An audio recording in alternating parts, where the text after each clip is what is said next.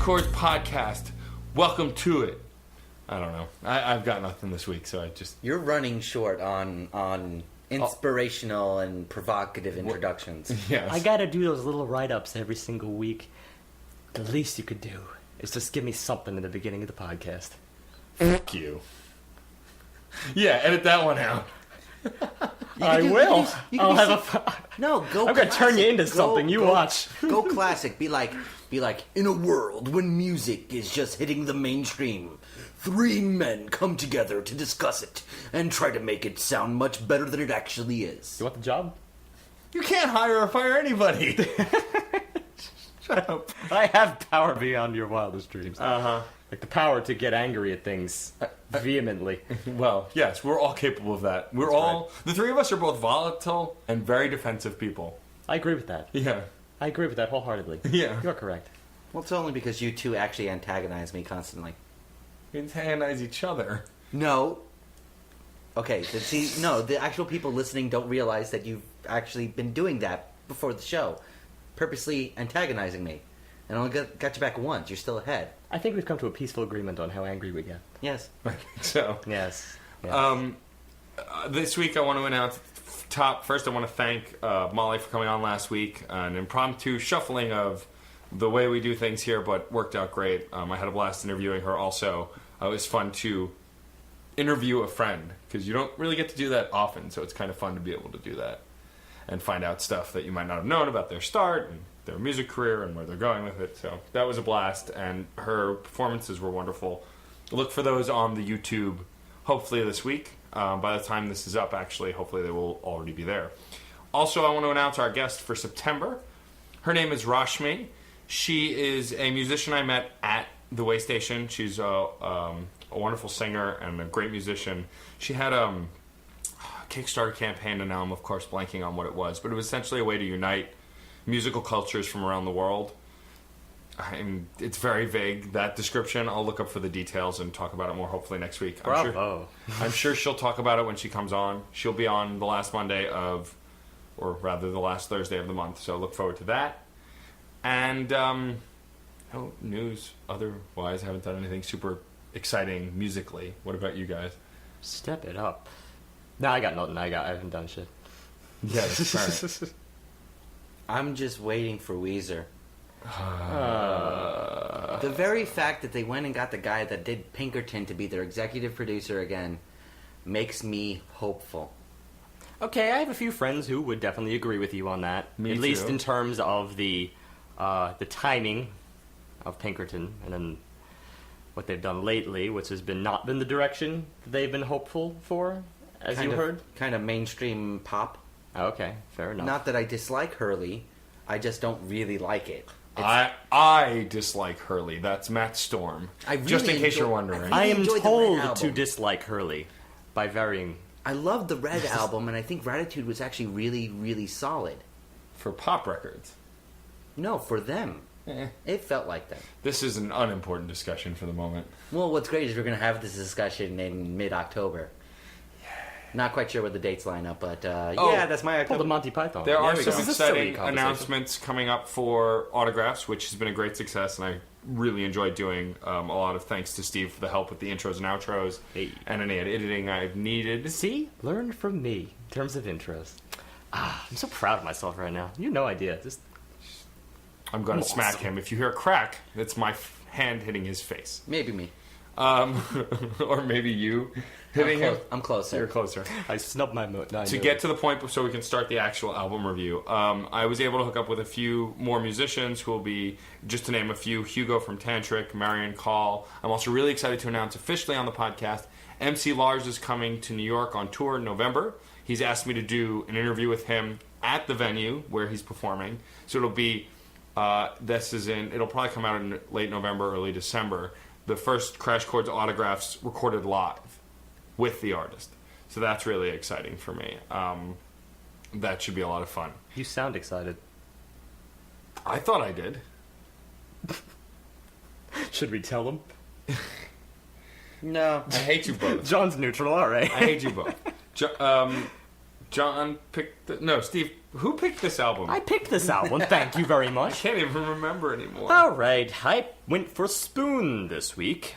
The album They Want My Soul. Now, I got into Spoon as a result of the movie Stranger Than Fiction, as I said at the end of last week's episode.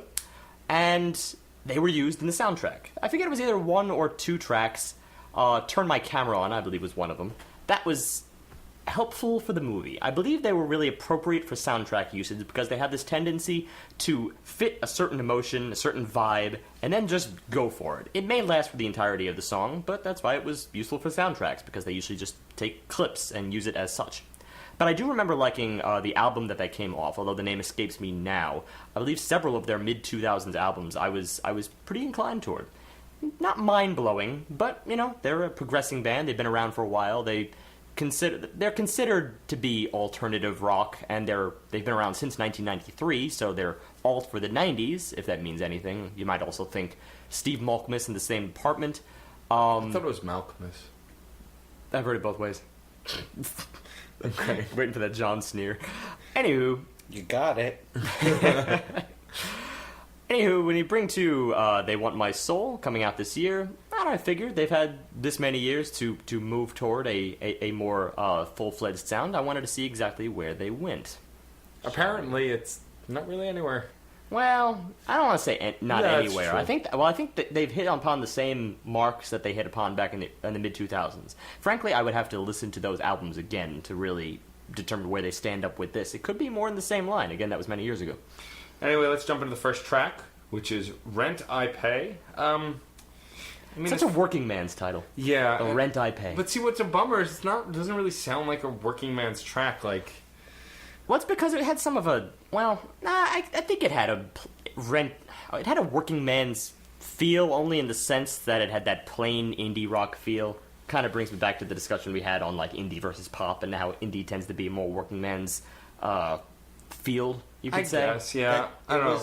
It could have been from that extremely introductory track, Drum Work, that we were greeted with. In the beginning of this track? Yes. Well, it starts off very drum heavy, that's for sure. There's these steady hi-hats, and then also crashing on the snare on the second and fourth beat. So it's that whole, like, we are rock sound. It's very hard to pin it beyond that. It's familiar, but it's enjoyable to a certain extent. I feel very much the same as I did back in several other bands that I might throw into modern indie rock, which is Queens of the Stone Age, that was episode 52, Arctic Monkeys, episode 66, and Jack White, episode 101. I mean, there are similarities between those bands, but I feel like Queens of the Stone Age still stood out a bit because they did some unique things. Same with Jack White. In the same set, well, granted, not off of they were this less- track too much, Yeah. but this band does some unique things, especially in terms of sonic diversity. True. But back to this track. Not out of the core rhythm, and I understand what you mean there. Yeah. Other than that, it's hard to get past. I will say that diversity does show through a little bit, because there is some minor, and it really is minor, fluctuations that they're putting throughout this song with a little bit of soundbite work and just varying the actual feel of like the bass, the drums. The bass, I noticed particularly, it didn't quite sound at the right level of mixing. You know what it is? Or like the quote proper level of mixing. The bass had the character sort of punk, and that is sort of the mic is kind of hugging the amp really closely. So yeah, the mixing, it's very appropriate to say it doesn't sound proper because of the fact that in that style you wouldn't want it mixed properly. You wouldn't want it mixed perfectly. You want it to get a little bit raw. But that was about the rawest thing about this track, apart from a few other things. For instance, let's jump in the vocals here. Even though the vocals I don't think changed very much throughout this entire album, I'll say right up front, they had kind of a borderline punk rock flair to them. It's the style that he sings that almost harkens back to, like, British punk. He has that little, like, lilts that he throws in that almost hints to an accent, but they're from Texas as far as I know. Well, it's a little bit slurred, sort of carelessly pulling away from the mic at times, especially in this track. Lots of attitude, but sort of in that like Lennon-esque or McCartney-esque way. It's like it's got the intensity, the attitude, but he's definitely not going to go off the rails. Well, I'd also heard when not so much in this song, but in later songs, they had a very similar sound to Blur too, which was reminiscent of Blur's lead singer Damon's voice. It was a very similar kind of lilt. Damon is, I believe, from Britain, so I can see that connection, even though these guys, as you said, are from the States. But I want to talk about how within the beginning movements of the song, from verse to chorus, you already notice a very repetitive pattern. It doesn't really change up much. They stick with a cycle and kind of repeat it until they get to the bridge. Right, and the bridge is kind of an interesting shift, but it goes to a nowhere. certain extent. My problem with the bridge is that it does something that's a little different. It's unique and engaging briefly, but that's just it. Then it cycles right back into the same thing that the first half of the song was repeating on a loop. Right. Now, I'll convey what's going on here is that you sort of take a C minor song, and then here in the bridge it places a little bit more emphasis on the 5 chord, the G, and then it all alternates between that G, then back to C, G, then back to C. Nothing really groundbreaking here, but then meanwhile you take these vocals that just take this one line, this ooh la, and repeats that over and over and over again. First on the 5 chord, it goes toward the 7th, which is the 3rd of that 5 chord, and then on the 1, it's just 1, respectively, so it's nice, that little home moment. But then that's furthered a little bit more in the following chords of this bridge, where we move to the 4 chord, and then the 7th chord, and then back to the 6th chord, and then the 3rd, as if to imply some kind of wraparound, and on that pivot there, we get nothing.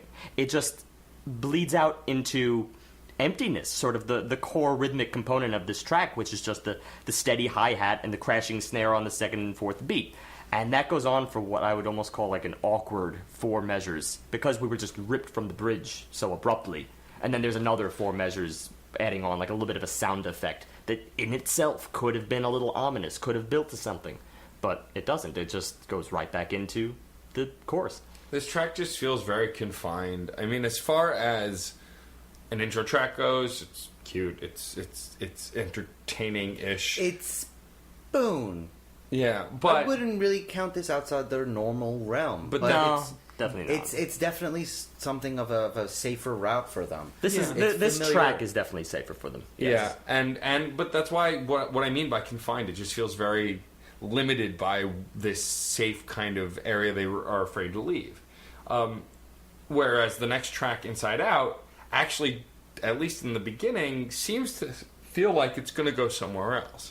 Based on the ethereal intro here, I totally thought it was going into the Simpsons theme at first. It did have It had that tremolo, that string tremolo in the background. Very peaceful, very delicate, and then joined by this distant rhythm. Soon a little bit more prominent as the bass steps in. Kind of funky, but again, it's as if it was just like the bare bones components of funk. But still, this is much... I thought more pleasing mixing on the part of the bass. It wasn't as raw, this was clean, and I enjoyed it. And the drum and bass worked really well together to give you that kind of funky vibe that felt very different from the first track, at least initially. Well, I prefer this just in line of what Spoon usually does. I usually associate them with clean as opposed to raw. Yeah, I would agree with that. Well, it gets further complicated. Again, they're sort of just fluctuating on that basic bass drum setup that they created on their basic rhythm with those high accents on top of we get certain these emphasis. little xylophone sounds that step in. Xylophones or chimes, I forget exactly which, but they're delicate. They go in line with the tremolos, and then the rhythms sort of change subtly by fading in and out the tremolo. I mean, it fades in the tremolo and then it quickly withdraws the tremolo. So it becomes sort of this recurring soundbite loop. You become aware that it's not going to be like a present thing throughout this track, but it's still kind of in and out. On top of that, we have the vocalists, who I gotta refer to at this point as almost secondary, because I'm more interested in these other sound effects. This to me is the benefit. This to me is Spoon's saving grace. They use these sound effects to their advantage because it creates what I said before, that sort of sonic diversity.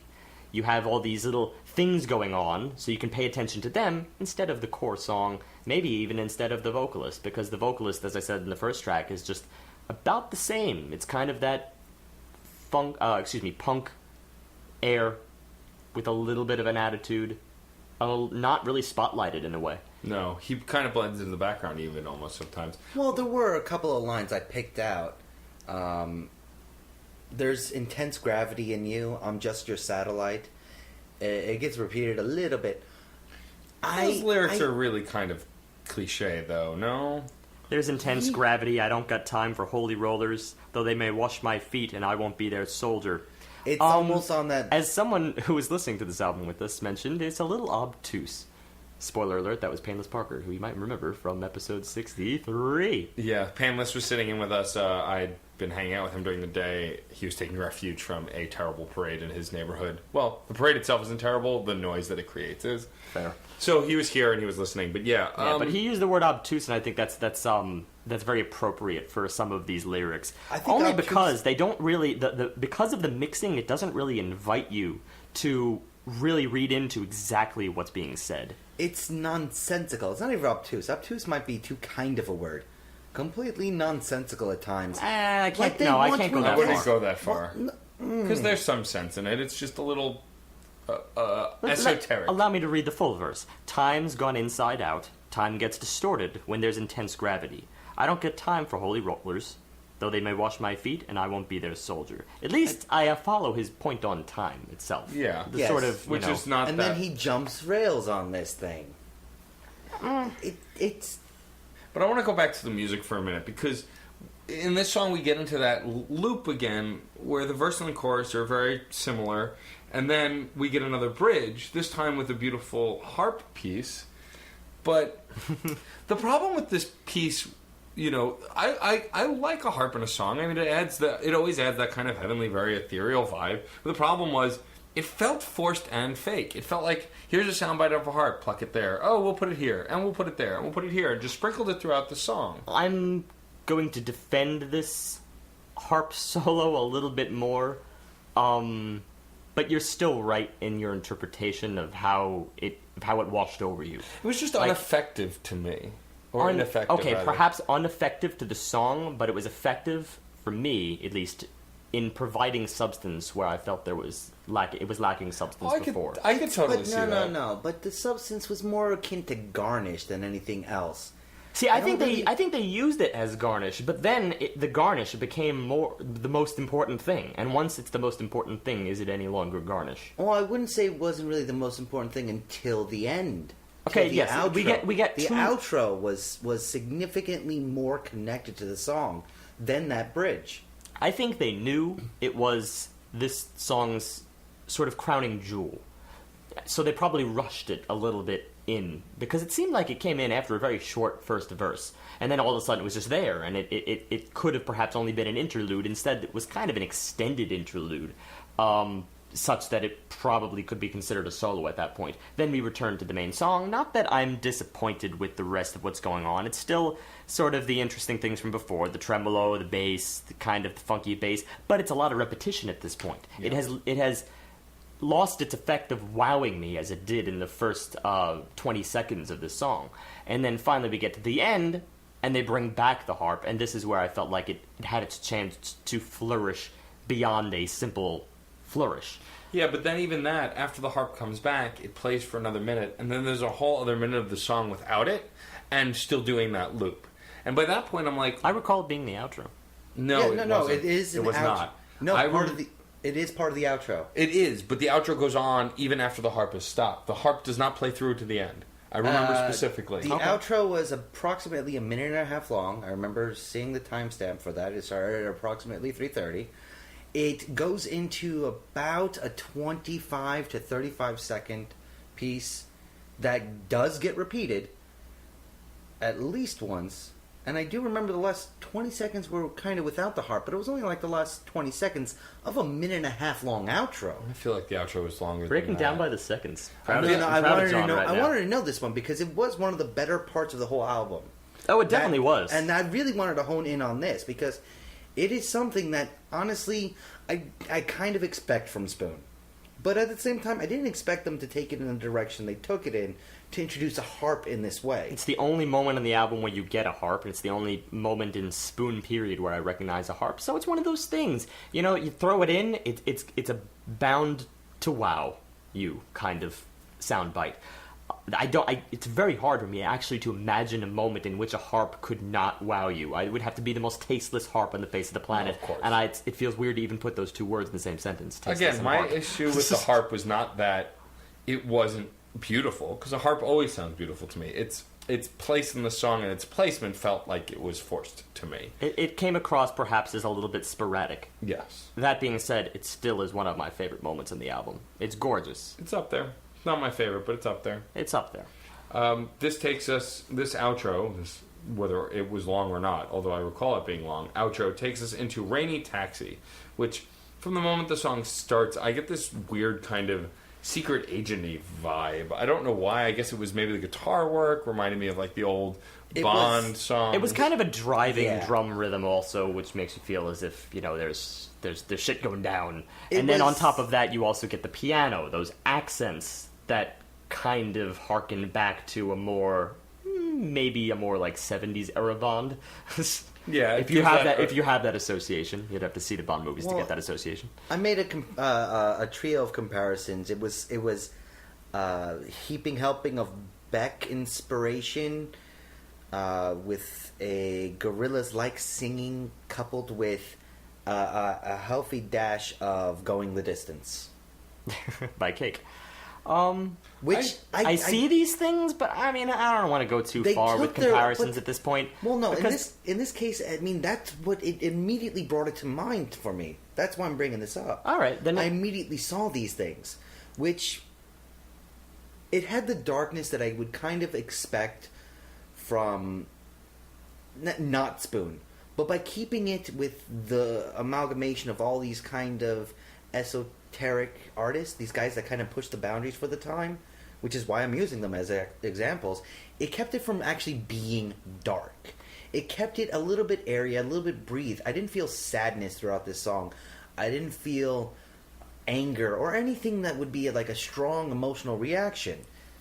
That might be good, that might be bad. This one just struck me as very moody.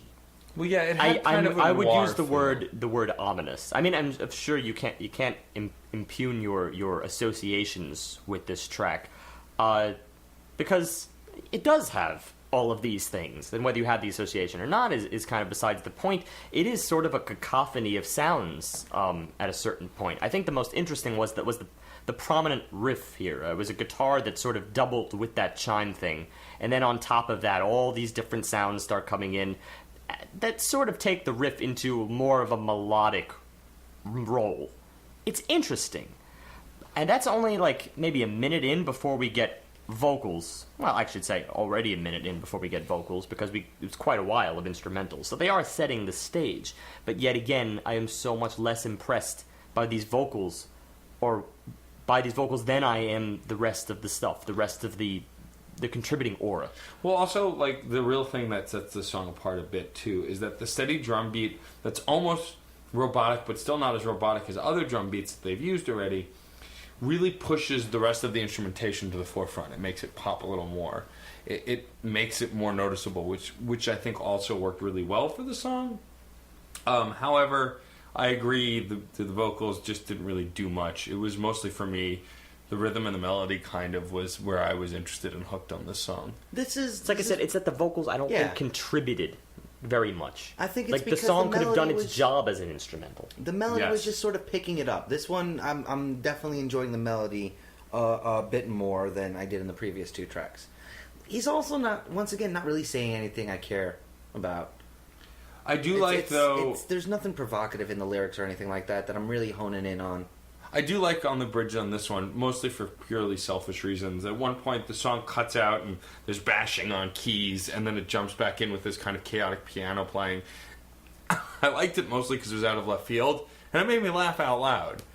And if a song can make me pause and laugh out loud, I mean, at least I noticed something, I felt something, and that I kind of enjoyed. because it brought something to my attention. It seemed very silly and out of place, but they'd been doing soundbite work to begin with, so it's not that far into spooling. Yeah, when you look at it at the end, it's kind of a bluesy track. Yeah. A little bit. In terms of progression, there's lots of 4s and 5s. It's still very safely in G minor.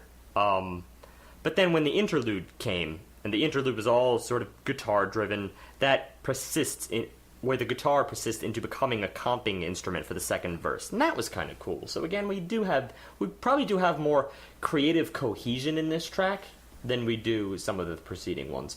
Yeah, I would agree. But And the bridge plays around with the same chords again, but in a different order. But again, I don't think there's enough else here sometimes to make me forget about that progression. I agree. I think that it can get repetitive. It gets very repetitive because it goes back into that loop. Because even with the bashing on the keys and the piano work is still kind of in the background, and that rhythm is still looping, and that riff is still looping. The piano's in the background because it tends towards the higher register, and if you're going to be playing the high notes, it's hard to push it forward on top. This particular track, the piano was a little more all over. Yeah. It wasn't so much that was just later. high key. But the accents, even the bulk of the accents, I mean, they weren't mirroring or playing with the drums and the bass here. It's still playing towards what the guitar might be doing or what the vocals might be doing. At first it was used merely for accents, and then later on I think it steps into, like I said, is more of a melodic thing.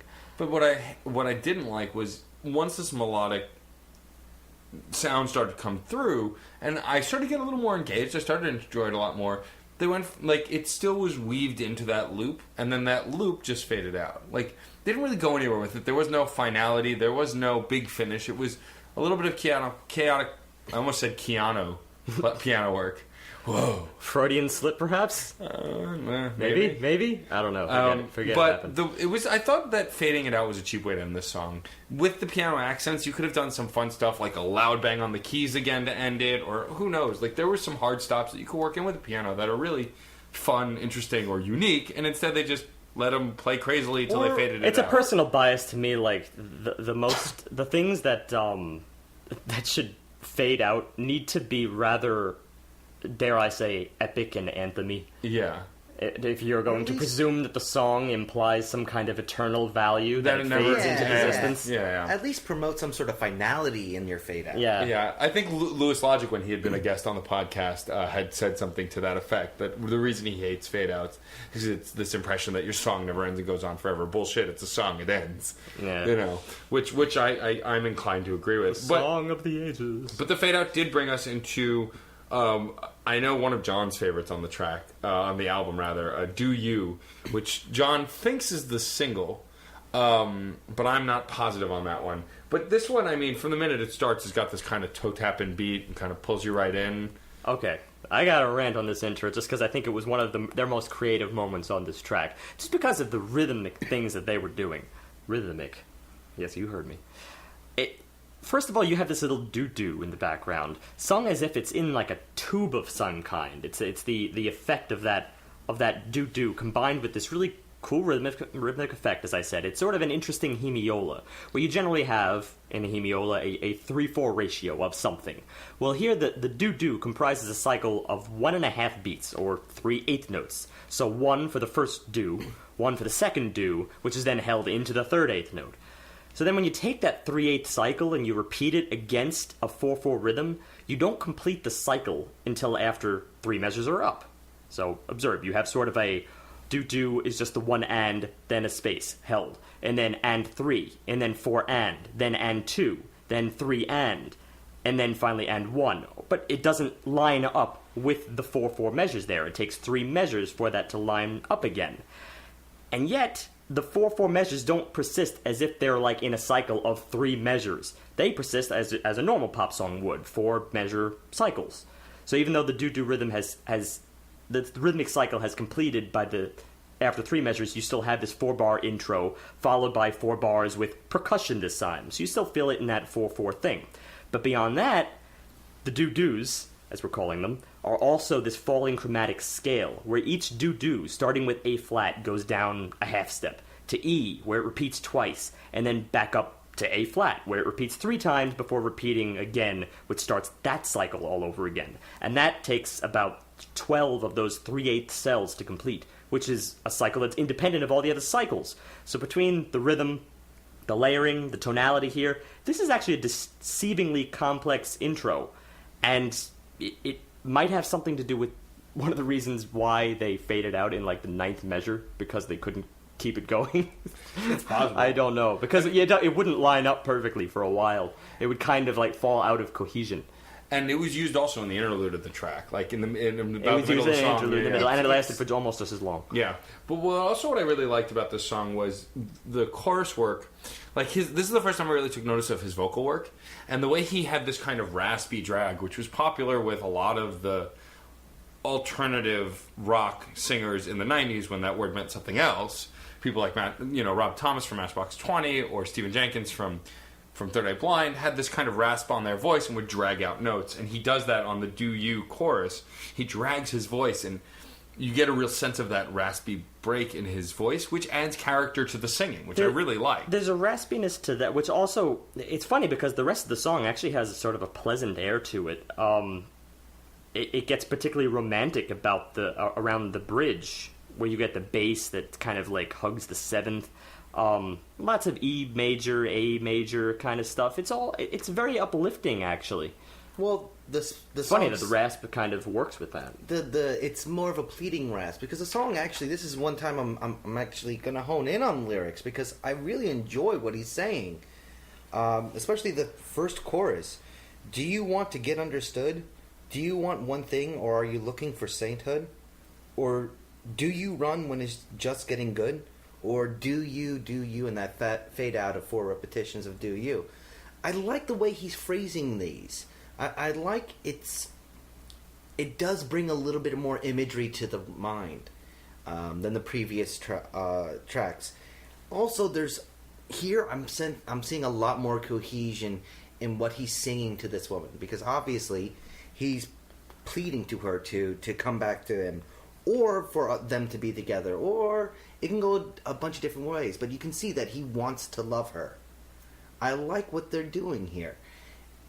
It feels a little more inspired than everything else they've done lyrically so far. Well, also because it feels like the first time ever we actually have some semblance of a narrative, finally. A narrative that works with the music, because when you consider the sort of questioning nature of this chorus, there's that unsure quality to what he's driving at. That's conveyed actually by this recurring loop of this interesting rhythmic cycle. Because then when you have this sort of falling chromatic motion, everything kind of seems to be falling out of line, like you're just unsure about where it's going. It weaves its way down, it winds its way up.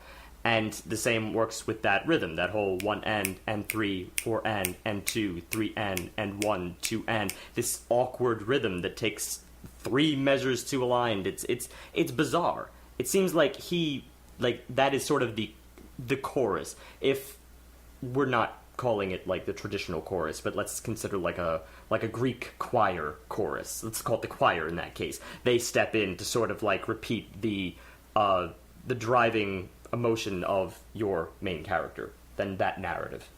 Yeah. And it's also got one major thing going for it, and I think it's because that the song itself probably has the strongest melody thus far on the album, and the melody seems to be taking an actual forefront instead of kind of being pushed down by the rhythm as the previous tracks. It feels a lot more integrated. Well, the rest of the rhythm is all just 4/4. That's the thing. It only gets complex when you throw in those little interludes. The rest of it is manageable. 4/4 is always manageable. So, yeah, that probably is why it's integrated. It's more like they took the same safe texture, because they still haven't really pushed any boundaries outside the do part. And they took this safe texture that they've been just kept on doing and actually started rumpling it. Started futzing with it, crunching it up here and there, so it's a little bit chunkier and a little bit smoother, and it does ebb and flow a lot more. I'm glad they didn't overdo the do. Well, it would have hurt the emotion of the song. It would have hurt the message of the song. As I said, it's sort of a recurring choir kind of thing. Well, and also the song finishes very strongly too, because it almost falls apart in essence. It doesn't just fade out. It doesn't just end. It evolves into this outro that's a lot softer, and it's not just a endless loop of what the rest of the song had been. And then it falls apart until it actually ends and stops. And then the next track just picks up somewhere else. Knock, knock, knock. So what I like about this song, and I'm going to pull a John here. I have a theme theory thing for this song, at least. So we were talking about off the air how everything sounds really punchy and close up in this track. Well, think about the idea of what knock, knock, knock represents. Clearly you think of someone knocking on a door. Typically in most cartoon fashions, if you picture someone knocking on the door, they're like looking in the eye hole and knocking real close. This idea of this closeness, this approaching an entrance or approaching something, a topic, whatever else, you're getting really close before you knock, you're getting close up, and so they wanted the sound to feel that kind of containment. I mean, there's whistling in the song. I think it's after the choruses. It's either after the choruses or the verse. It sounds like someone's in the room whistling with you if you have a good enough sound set up. Because it's how close they get to the mic for that sharp whistle. It really sounded like John was sitting in front of me whistling. It's also a bit of a maddening song, and I think that comes back to the what the character here is going through. That's exemplified in the chorus. Every day I hear knock, knock, knock. Oh, and it's you. Oh, every day I hear knock, knock, knock. There I see you, and you're shaking, and you're breaking, and you tell me I'm your only friend, and it starts all over again. It's a cycle that he himself is caught in. So why? I mean, again, that knock, knock thing that you're pointing out is accurate, and that's why he sort of brings that to the table, because that's the sound that starts over the cycle. So of course they would, use the sonic nature of the track to convey that. And then when they introduce that screech, that's when they kind of push the envelope with the nature and the narrative of the song, because this is when they bring up, and your hand is on the trigger and you know it's going to blow, but you don't give a damn, don't care who's going to know. You want everyone to talk slow and give you consent. It takes a pretty dark turn in the latter half of the song. And when they start introducing those, they use the whistle a little bit less and add in like almost screech guitar. I don't know if it was made by they a guitar add in or a bunch just of things. screech. It really starts getting chaotic. I mean, everything we just said about Spoon sort of using sound bites as their main advantage, or their maybe not necessarily sound bites, but at least these sort of ridiculous throw-ins which you'd think wouldn't belong. But then at the end of the day, Spoon tries something different in just about every single track. So you'd think it would kind of go unnoticed, except for the fact that here it's all over the place. It's almost electronic interference at some point halfway through the song. So again, that contributes to the maddening effect.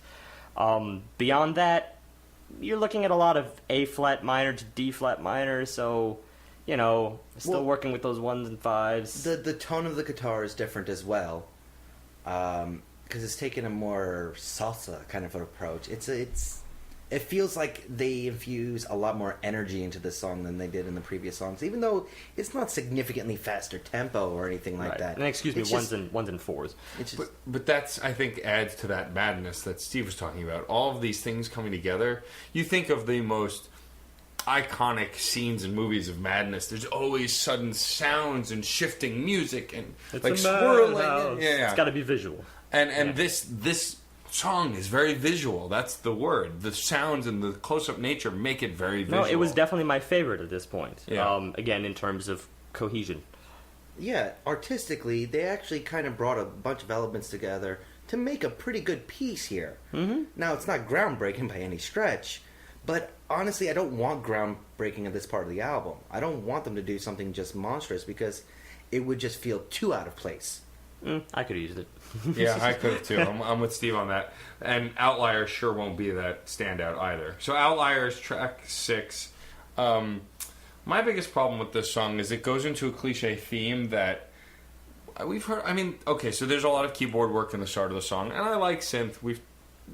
There are a lot of bands that we've rated favorably who've used synth, but this felt very 80s pop kind of synth, and I don't know that I wanted that at this point. That's just another cliche that they're exploring. They're going to loop like everything else. I don't think the synth itself was terribly cliche. Well, I take that back. Spacey. It's been used in various things, but I don't know, it was interesting. I would defend it a little bit. I think the fact that the bass was strong and that the drums were one of the most impressive things in this track kind of kept me a little bit interested. But the problem is the same problem as always. It repeats over and over and over and over again. Repetitive. I mean, I thought that it also tried to go visual a little bit because the drums are so rapid fire, almost picture some kind of light show to go along with this. But it wasn't the same as the last track. Well, that's because it was all backdrop, no substance. It didn't have that infusion of an attempt to convey a specific emotion like the last two songs. It felt significantly more hollow than the previous two tracks. What really got me in this song was that the guitar itself was kind of funky and had so much potential to do something. That's what bothered me most. While I'm not 100% that the bass was really that good, I thought it was just very there. Oh no, I think the bass was interesting in this track, but I can only say this to a certain degree because the main problem throughout is that it went nowhere. No, well, it's progression. It's not the progression of the track, but the chord progression itself. It's still using a lot of 1s and 4s and 5s, and it's just, these are the safest cycles that we use to sort of return back to our home chord, stray just far enough, and then come back in a much not big way. Which is what bothers me about the guitar, because they were showing something different, did nothing with it. Vocally and lyrically, it's very short. There's about, 11 lines, 12 actual sung lines throughout the whole song. So there's really no substance there to create a narrative, to try to bring everything together. It became kind of a hodgepodge by the end of it to me. I mean, let's just take those lines. You were smart, you played no part. You just thought what you thought. When I remember when you walked out of Garden State, 'cause you had taste. You had no time to waste. Oh, what happened to you, kid? Yes, Lord, what's happening now? All alone and lost. You never played us wrong, or stayed too long. It's kind of straightforward, actually. I can't really call it nonsensical. Granted, it's not much time to build a narrative, really, but it's almost a straightforward thing. Nonsensical, then, is the wrong word. It's just bland.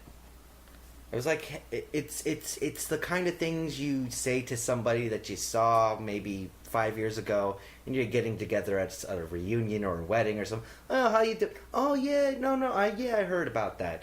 It's as important as, like, Facebook status. It really doesn't bring anything. I don't know about that, but it would keep in line with the previous track in terms of sort of renewing something and continuing a cycle.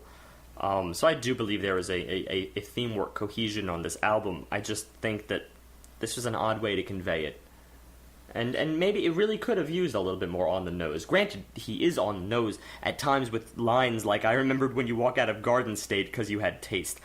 But even that, in some ways, a little obtuse, because there's an implication there which kind of paints me a picture of the person, but only to a certain degree. I mean, this at this point in the record, I feel it's pretty safe to say that we're getting a collection of tracks. I don't really see a through line at this point. No, I believe there's a through line. It's just...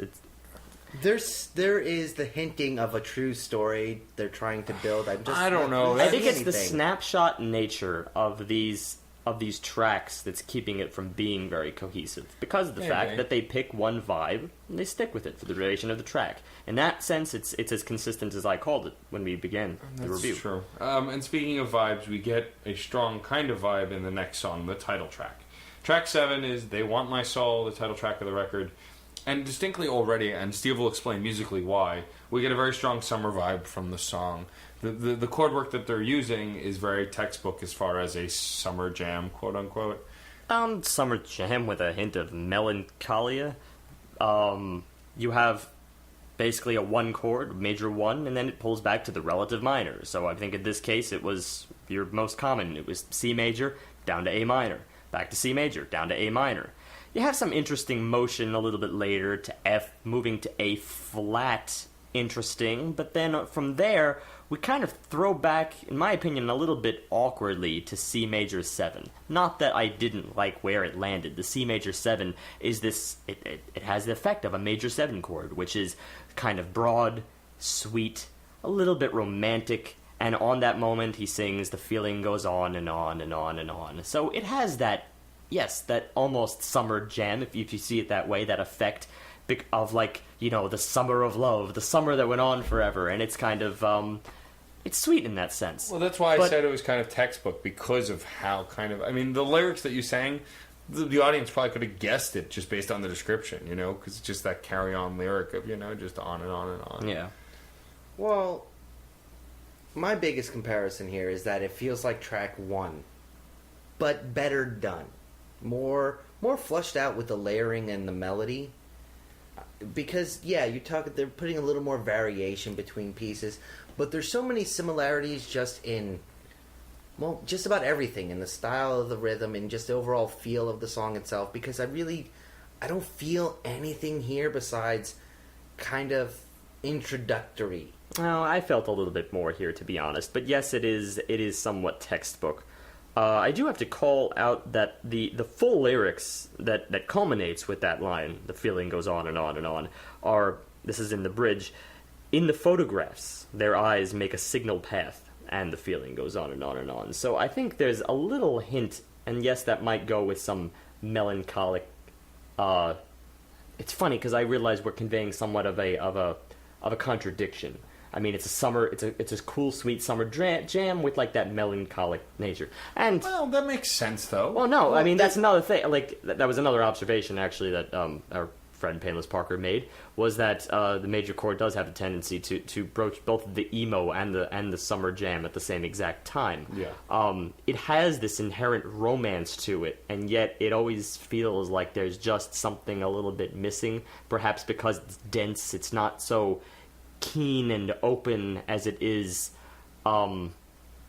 Perhaps it's just because that 7 is right there next to the 1. There's just this slight little dissonance in there, and we're not barely talking dissonances here. This is a block chord, for Christ's sakes. It's just like, it's straightforward in itself, but at the same time, yes, you might find it used in instances of nostalgia, for instance, things that long for better times rather than actually being in the midst of them. Well, and also this song also falls into the same habits previous songs had. When it comes to, you just explained more or less the flow of the chords and the notes, and it does that the whole song. It just goes back to it. It doesn't do anything different. It just does that the whole song. And by the end, I'm like, okay, whatever. Like, it's falling into the same patterns every other song is falling into. What the problem is the fact that of structure here. It's not a case of that one moment. No, the one moment not. has some credence to it, but it's about the context here. For instance, that shift from the A flat to C major 7, it's not the strongest. It's not the strongest pattern. It's not the strongest progression. In general, these just aren't very strong motions. I mean, there are parts where it's enjoyable to me, but, regardless of what I'm noticing in the progression, but still, I can't completely ignore it, because you get these little returns, just like you said. There's a carefree quality to it, and then you get this little solo at the end, this little guitar solo, which is a little bit spastic, but even that is on the same exact chord progression from earlier, the C back to the relative minors. So I feel like I'm in a loop with this song. I feel like I'm not being driven toward anything specific. Yeah, it doesn't engage me like previous tracks had, and for sure it's falling into that same pattern we've seen before. And I think that's my big problem. And I mean, we even get a sense of that in pieces in track 8. I just don't understand. The thing that I think is really cool about it is this kind of bluesy-ish sound that this song has, which makes it a little more engaging, at least in the intro. I don't know, it gives you a sense of something a little different, at least, even if it still falls into the same trap later that other songs have as well. Well, this does have that ethereal build, though. Yeah, and it goes through the same thing that's happened a few other songs on this album. It takes this really, ooh, ooh introduction, and then just kind of ignores it for the rest of the song. That's Yeah. right. That's what I forgot. Yeah, there's a very Precisely. 10-second ethereal intro that ends. It's literally as if someone edited 2 songs together. They took this ethereal intro, put it next to a full-fledged song, and then just final cut and print. And It's I was almost upset. like- it's I almost was like- upset about that until the song started actually picking up. It took another 15 seconds, but I liked what it developed into. I think develop is the wrong word. I like what it was after that. That's a much better It's way like to put a it. thing and Yes. then another thing. Thing. It's not pop up Because the intro is almost like that tremolo build that we got back in track 2. It was really nice, really beautiful. But there it was integrated. Here it literally is what you said, a thing then another thing. Almost kind of like that whole thunderstorm deal in the beginning of the Judas Priest album, Yes. episode 105. The very first track had the thunderstorm, and then all of a sudden it's like, just pull out of that. We don't care the fact that we just dropped this bomb on you. No, we're just going to go into a song that really doesn't even imply anything close to it. So what it does go into is sort of a 6/8 blues, which is sweet, but, maybe unmatched to the depth that we had in the intro, which I kind of wanted more of. Yeah, and I mean, even there's piano work in this song that's really interesting, too, about midway through. And what I really liked is that it stays on the high keys, but I feel like because it's on the high keys, it kind of falls behind the rest of the noise in the song. Yeah, this is what happened earlier, but much more so. But with that being said, it does let the bass do something here. The bass kind of goes for a walk. It by no means is off the leash that it had for the rest of the album, but the bass does start playing around and kind of breaks away from the rhythm chordally that honestly I don't remember from any other part of the album. I was more zoned in on the piano, I think, in this particular track. Only because there are times where it's really, really highlighted. One, for instance, is, it's true what you said, it is definitely more in the higher range. But apart from that, there's one moment where it is the only thing playing. It's just this little 4-bar, call it an interlude. It steps out of E major. Then all of a sudden, the piano is just playing, a couple octaves higher, B minor. And it just hammers that on the beat for 4 beats. And then all of a sudden, we're right back into E minor. But this time, the piano gets a little bit of a solo here. Not quite a solo, but more of like comp work. Still, it's showy. It is very showy in this track. And I think I did want a lot more from that. So did I. Well, because with the showy piano, the only thing you have else... I mean, like... There's John, nothing else, yeah. John is right. The bass is taking a walk a little bit, so it's strutting a bit. But, like, the guitar... It's just looping, like every other track has been looping. And I'm not talking looping like loop work on a loop box. I'm talking looping like they're playing the same riff over and over and over and over again. And when you do that on a guitar, especially when you're clearly strumming, not even picking, just full strums, it becomes really repetitive. Now, once again, we'll go back to Judas Priest and say we kind of harped on the riffs there. Here, because it is slower and more of a saunter... comparatively, I'm more accepting for all of these riffs in here. They're not polarizing. They're not really like getting to you or anything like that. But yeah, there's no inventiveness to it. Maybe go a key high, maybe go a key low, and just flow along with it. There's no inventiveness really to this blues thing anyway. Don't get me wrong. It's cool in like that Jerry Lee Lewis kind of way. Like when he's on the piano, you're going to be intrigued. Not that there's Jerry Lee Lewis caliber piano work here, but the style could almost go back to it. Could think of some varying other like soul musicians that might go somewhere in the same territory. Well, if we're talking showiness, I mean, Little Richard did the same thing on the piano. Little Richard, right? Very, very showy. And I can see that, but I don't think it's enough to make the song stand out on its own. It was a standoutish moment, but overall the pieces don't really go anywhere or do anything with it. Which is a shame because I really like. In this case, I did enjoy the vocals, but I really liked the lyrics and the way he was pleading in this song, and it just emotionally, it didn't quite mesh up for me. It gets lost. Yeah, it's there's no verse chorus. It's just verses one after the other that begin with, well, you know I love you, and end with, I just don't understand. And he keeps explaining, I love you, but you do this, I don't understand why. I'm so good for you, but you do this, I don't understand why.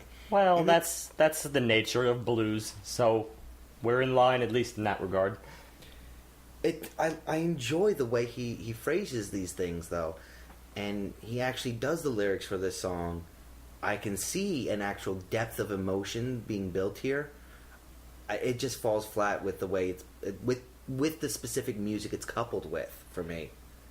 I'm gonna be blunt. The only thing I care about in this track is the piano. Me too. Piano's cool. It's cool. There's those dissonances that you find in some of the little comp work.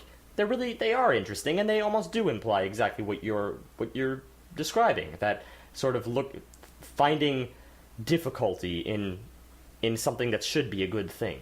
That's the nature of the blues, and the blues scale really lends itself really easily to kind of hammering on these dissonances, these little non-chord tones, because you want to feel the pain in the clashing, I guess you could say. I guess. The clashing of those, I guess Steve would say. in the clashing of those notes, for instance. You hear a flat 5, just like, okay. You feel pain in that. Even if it is in that kind of carefree 6/8 bluesy feel, you still feel that it's harsh. Yeah, well, and also blues, even when it was carefree, is still not. It's still that. blues. Like, Yeah. everybody knows blues. You're not going to get, unfortunately, as Carefree is much of depressing carefree. as much of a 101 music style it is, it's tough to break boundaries in it these days. Yeah. It's always fun to have a little jam, and I guess that is this album's moment. We now move on to track 9. Let Me Be Mine. First of all, weird phrasing. I actually like the title for it. Okay, I mean, that's fair enough. I've mentioned that I've liked titles too for superficial reasons, but I don't know. This song, at this point now, I'm falling into habits with the band. This band is clearly making a point of grabbing song moments and using these kind of sonic moments to really impact you, but in this song it's still a lot of cliche things that they're doing. It's just your basic, what are we calling it now, alt indie, what, I mean, it's just, We're calling it spoon. they're being very spoonery. The guitar, Spoonerific. the guitar is just hollow in this case, like purely hollow. I'm feeling nothing from it, and the bass is so forefront as I'm listening to it. I can't get away from it because of its repetitive nature. It just drones for me. Well, the reason this track feels repetitive is because, kind of like we had a blues in the previous track, well, now we have a swing thing, which is less of a progression rule than it is a rhythmic thing. Well, also, you hear that the deal with swing is that you feel this constant pull from like the almost as if they were divided into triplets. Now they're not, but swing kind of forces in a triplet imposition where there wouldn't normally be one. So then instead of going 1 and 2 and, instead you feel like 1 3 1 3 1 3 1 3 1, as if there was like a 1 2 3. So you're just omitting the 2 and then throwing in the 3 and the 1 over and over and over again. That's swing for you. But for a whole track, it's tough, especially if nothing else is being done. Not disparaging swing in the slightest. Well, 'cause but also, there's not very much of a goal here again. well, think about swing also. Swing is mostly designed for dancing, and what you can dance to isn't always enjoyable to listen to. Yeah. Something that you would dance to can be very engaging when you're moving your body to it. But just sitting and listening, it can feel a bit repetitive. Because we've said before, good dance music is often repetitive because you want to be able to keep moving to it. Yeah. And it's a shame because the lyrics, not especially the vocals in this case, but the lyrics are kind of cool. Well, the I do vocals are enjoy at the them. forefront in this track, too. They're more noticeable. Yeah, but there's something that it doesn't have an oomph for them. It doesn't have a power behind them because what they're saying, even from the first lines, auction off what you love, it will come back sometime. Lock it up, what you love, and it says, let me be mine. That's a little profound. No, That might be a little more than a little profound. But with nothing to back it up, it's That's just where I am drowned. with it, It's yeah. totally drowned. It's drowned like a lot of these lyrics are. I mean, I do see clearly this is some form of a breakup album. I know that's kind of a narrow vision because I'm sure there's a lot here that I am missing. The problem is, I think it really it is mixing and choice of framework for these vocals and these lyrics. The framework very often doesn't match, or it matches in the most common sense kind of way. I mean, blues for feeling bluesy, for feeling like something's missing. Here, swing. I can't even really come up with how this kind of matches, but it doesn't match anywhere. And then the vocals, even though they're at a forefront, the lyrics only become more impactful once you read them. And we've said before, if you have to read the lyrics to really get it, it loses a little something. There is something in the progression in this track, but it's something that they've done before in this album, and that they will keep doing for a little further. It's this relative minor pull. The same thing we had a couple tracks earlier. This pull from like C major to A minor. I mean, we had that exact same in the same key. We had that already. So C major, A minor, 1 minor 6. After a while, I'm not moved by that anymore. Don't get me wrong, it's a powerful pull, but give me some other context. Give me some flourish to create the power for that context. When you repeat that cycle over and over and over again, it becomes more of a drone than anything else. Well, it's the idea like in shock value stuff, for visually, for example, like if you think horror movies, if you keep throwing jumps at people, eventually people stop jumping because they just expect the scare. In the same sense that if you have an emotionally impactful moment over and over and over and over again, it stops impacting you because you're expecting it. And this song does that. And that's why I got bored with it pretty easily. I mean, don't get me wrong, the timbres in this track, just again, that sonic stuff going on, is still very strong. The bass, I love the way the bass was working with the kick drum in this track. It was very punchy. I mean, that to me is kind of the essence of Spoon, is I feel like no matter what, they're going to create somewhat of a punch. And at least my ears are going to be, attracted to some kind of resonance. And I feel like they've always had the ability to do that front to back. But I'm on the flip side on that. I'm at this point, I don't want that bass punch. Well, I felt that more in this track, frankly, than you felt from the bass in the previous track. But, maybe that's just taste. This felt like the kind of band that I felt maybe could just keep playing. Maybe I would just want to dance to it. So I am a little bit in a sense of carefree, perhaps, with this track. And I've had it with some others. I guess I could sense that. I mean, but then also this track kind of just ends, and then we move into the final track of the record, New York Kiss. And at this point, I'm kind of tired of what I've dubbed their work as parlor tricks. And I know that sounds a little insulting, and I guess it sounds harsher than I mean it, but at this point in the album, we get what they do. They insert sound bites, they repeat the same groove and melody, and they sometimes vary up the percussion. This was yet another track where they pulled the familiar relative minor pull. This time from A major down to F sharp minor. It's the same progression. And it's like they at just this change point, the key, but it's the same progression. It's the same goal they're trying to hit. I'm willing to be forgiving, but when you're doing the same thing over and over again, not in just a song or several songs, but throughout an entire record, if that's your go-to, great. And I get that. And there are plenty of bands that I've liked more and less who do the same thing. But, I don't know, still make it your own. Do something else with it. If you're going to keep doing those pulls, have something else accenting those pulls. If you're doing those pulls with the guitar, then have the piano doing something else. I mean, they had a harp. They had a harp in a song. That means someone in the band plays a harp. Where was the harp in the rest of the record? At least it would have added... Could have been a synthesized harp, we don't know. But either way, it was cool. Yeah, and if they had done those chord changes, the major to minor, or vice versa, with the harp, at least it would have been a little more engaging, or authentic, or different, or something. Yes, the blandness really bleeds through. And especially in this track. Especially, I really, really dislike the choruses. The first time I really can point at something and say, I didn't like it. Or not just felt neutral. I was almost dejected listening to these choruses. They were so kind of passé at this point. I didn't want them anymore. I was done. I rather like the lyrics here. From your New York kiss, your New York kiss. Now it's just another place, a place your memory owns.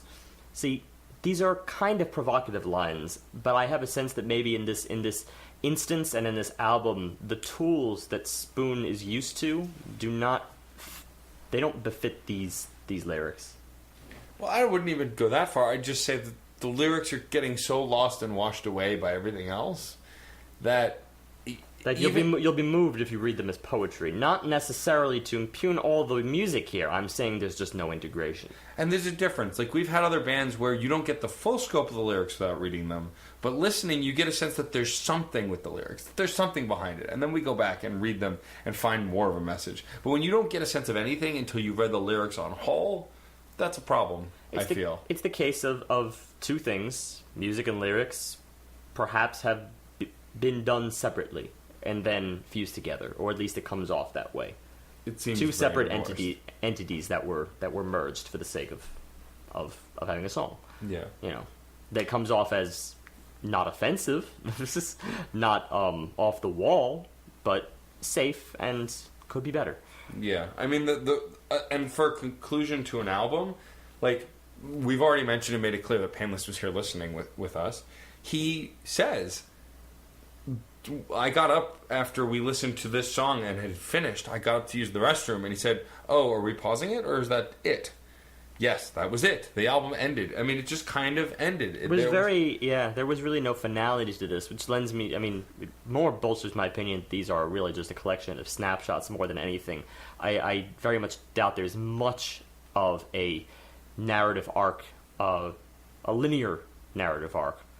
Again, I have this theory that there's some semblance of a breakup here and that there were issues, but I hate to leave it so thin as that. Right, well, and we'd had albums already that we'd reviewed recently know there's more that here. was stronger. There might be, but we have to hunt for it. The album, I think, kind of focuses on two individuals, but I wouldn't even say issues. They don't really present any of the issues throughout this. This is almost an album about life. That's it. I mean, look at the first track, Rent We I were Pay. together, we were apart, we broke up, I don't know, I don't understand. The end, you're in my mind. Just look at the album titles. Oh, Rent no. I Pay. There's nothing worse Rainy than Taxi. a postmodernist gray area album. Knock Knock. You know, Let Me Be Mine. I just don't understand. These are very plain titles for the most part, not depicting everyday life, and there's nothing wrong with that. But there was nothing standoutish to make us interested in this everyday life. At least for me. I don't know. You know what it is? I mean, it's also a case of not really going balls to the wall in certain things because of the fact that, you know, They Might Be Giants never wrote about anything specific. They had their snapshot life songs, too, that were quirky in their own way. I'd almost equate the two bands, at least in a certain way, in overall effect.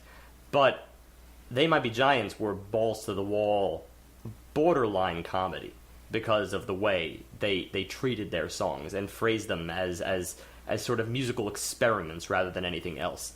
You could say that these tracks are a form of sonic experimentation, but they just don't go far enough. They're not framed that way. And with that, unless you have more to add, I will start with the wrap-up. No, go ahead. Okay. Well, with Spoon, I really never know what to expect. I'll just put that out there. They like to do weird things. Not really, really weird. Not truly experimental. We're not saying they're creating a genre or something like that here. But after 20 years of making music, I know where they're going to go. I just don't know how they're going to get there. None of the songs are really bad. They are all just listenable, mostly enjoyable songs. But that just keeps them as mediocre pieces.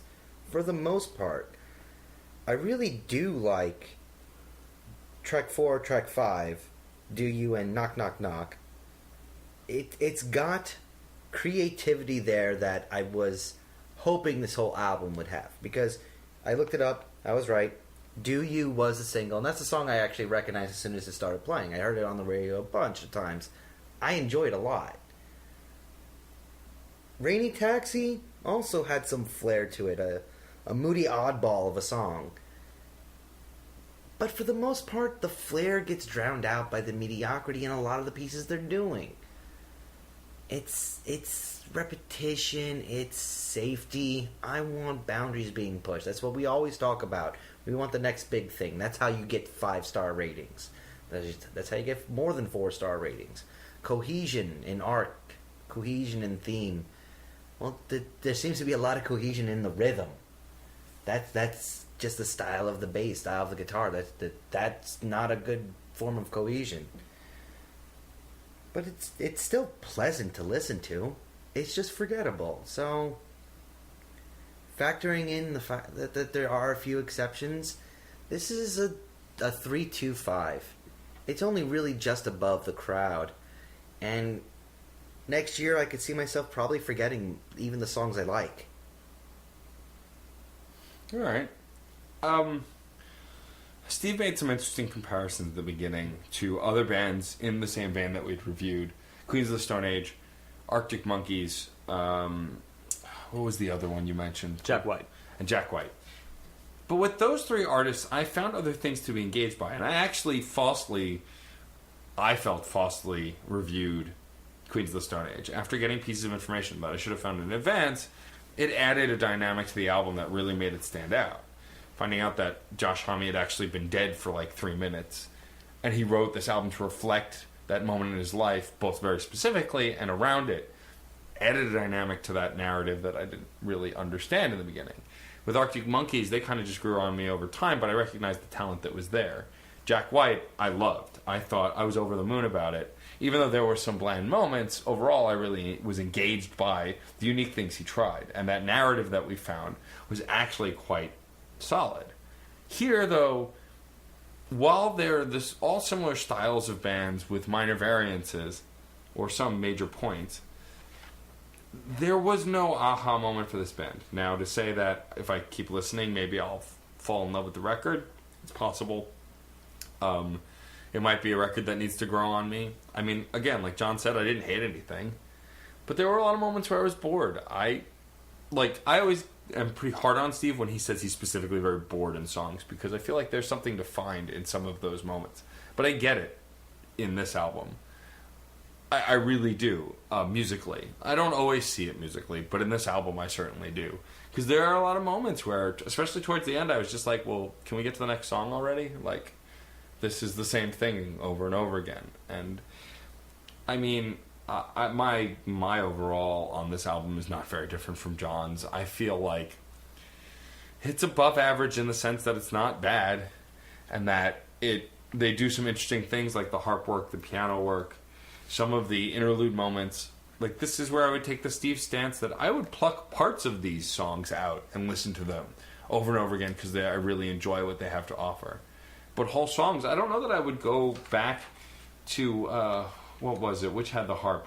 Inside Out, to listen to the whole song. But I'd go back for the harp parts because I thought those were really pretty. But I don't know that I'd listen to the whole song straight through. You know, and Do You really stood out. It was a good single, but I agree with John. A year from now, I don't even know that I'll remember Do You. I mean, there are plenty of songs we reviewed on mediocre albums from last year that I barely remember. Like, if you asked me what any of the songs sounded like on the Maroon 5 record that we reviewed in the third episode, right? Fourth. Besides Moves Like Jagger, which was the single, and I heard a lot of, I'd be hard-pressed to tell you what the other one sounded like. And that was only a little over 2 years ago. So I think this record's very forgettable, which is why I don't even know if I can give it a 2.5. It's just barely above average for me. I think it's a 3.1. It's got You mean 3 point? 3.1. You said 2.5 earlier. Oh, did I? Yes. I meant, yes. John rated it a 3.25. Yes. Which is what I meant. Okay. I don't even give it that much credit. I think it's a 3.1. It's a little bit above average. It's got moments that I really enjoy, but overall, if it weren't for those minor moments, it would be average, because the looping of the rhythms in most of them and the melodies is incredibly average. That's what pop music does. Verse, chorus, verse, chorus. We complain about it all the time. So this was a 3.1 for me. I mean, just to go back to the comparisons that I made and then you made, which is to say Queens of the Stone Age, Arctic Monkeys, Jack White. I know these may seem like odd bands to pull, but the reason I pull them is because I do feel that these are the closest things we have to modern rock. And it's funny how that in the beginning of this whole project, it was almost like a search for like, who's still rock these days? And then I realized, I don't think I care. I want a band that's unique. I don't really want it. I can't go so far as you, Matt, to really defend Queens of the Stone Age, because unfortunately, even despite the theme of him of it being about his near-death experience, I still don't think the album quite lived up to it for me. Arctic Monkeys, enjoyable. Still not sure if I'm really going back to it. Jack White, yes, the theme was strong, but the music, I'm sorry to say, is right in line with this, and I think I overrated it. I know it was over 4, and that was sheerly for theme, because sometimes theme really does overshadow the music itself. Now, this album suffers because of the fact that the theme is just not... It's either it's not there terribly, or it's not prevalent. It's not hoisted up. And that was the one thing the Jack White album really did have going for it, is that even though it was mostly music of a been there, done that kind of nature, there's just some folk tracks there which were absolutely perfect for hoisting up the theme, because it's him and a guitar listening clearly to his vocals, so you can't ignore some of the, what I felt, impactful things that he was trying to convey. So, brings me back to this. I mean, I also have to be mindful of the fact that just recently we did several breakup albums. I mean, our most, I suppose our marginally most successful album in terms of just being a breakup album was probably Future Island Singles, but that was more than a breakup album because it was really about the aftermath of a breakup, which was interesting in its own right. So at least I can define the subcategory within that broad category. Here, I just have the category, so I'm kind of left with this wishy-washy, I don't know what to do with it feeling, because it doesn't match up with the music. So then I go over to the music.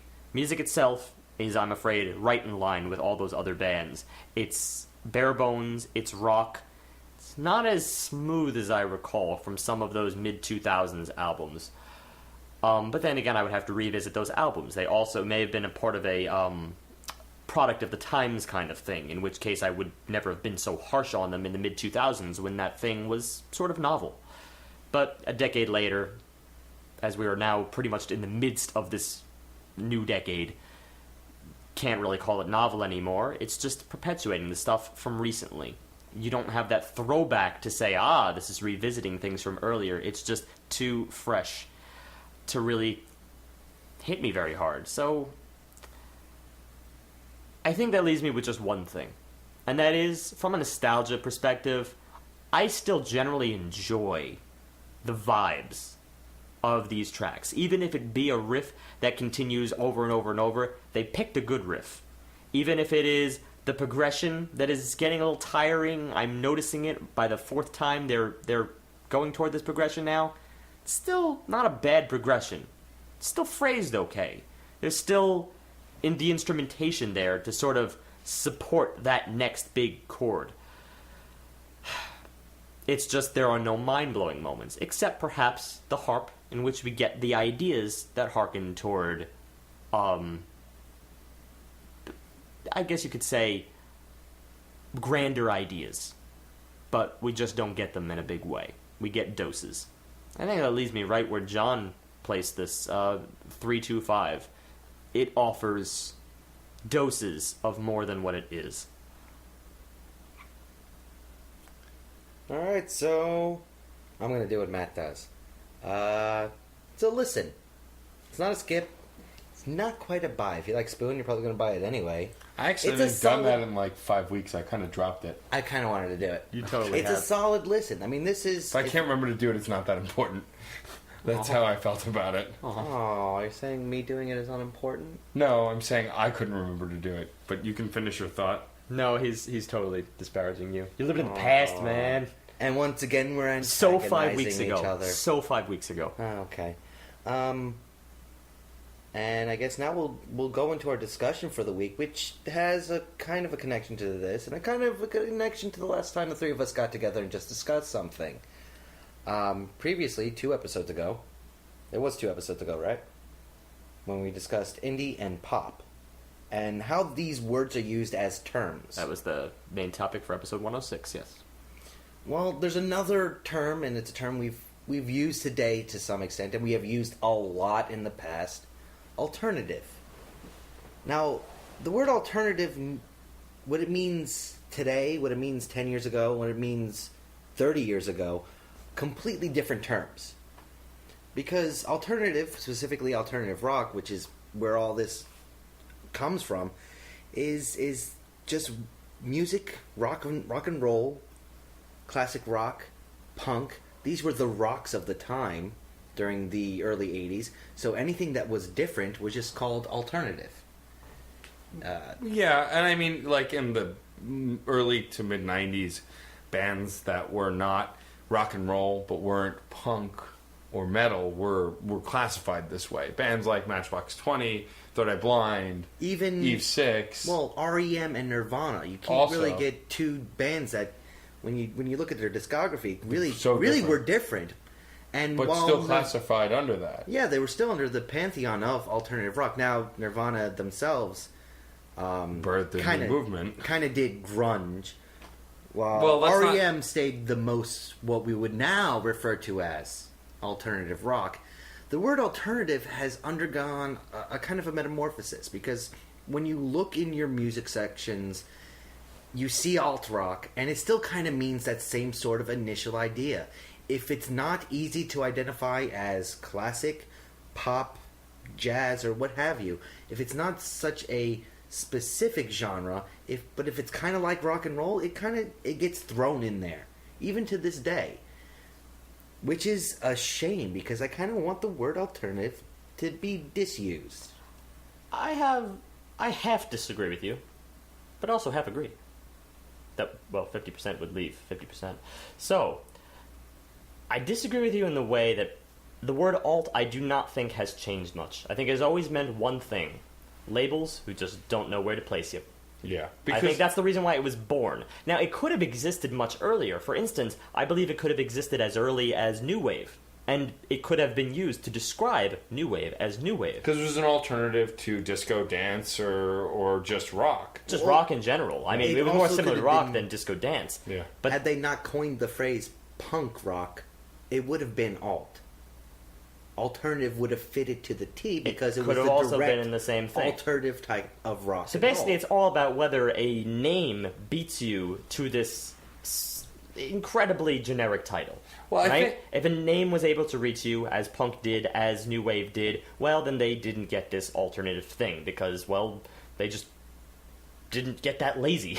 But then finally they got lazy in the 90s, and then it was just like, I don't know where to place you. You're alternative. You're alternative to what else exists. And then the name stuck, and it's become this go-to thing for the last 20 years. And people are retroactively changing genres. That's the whole thing. The first time you get math rock, the first time you get emo, you get grunge, you get dream pop, you get thrown into the alternative scene. And eventually, well, you go back and go, yeah, that band, it's not alternative. We're going to call it indie. We're going to call it Britpop. We're going to call it post what have you. There's so many different words that we've used to define what once was known alternative rock. That's why I don't like it as a term, as an actual, quote, genre.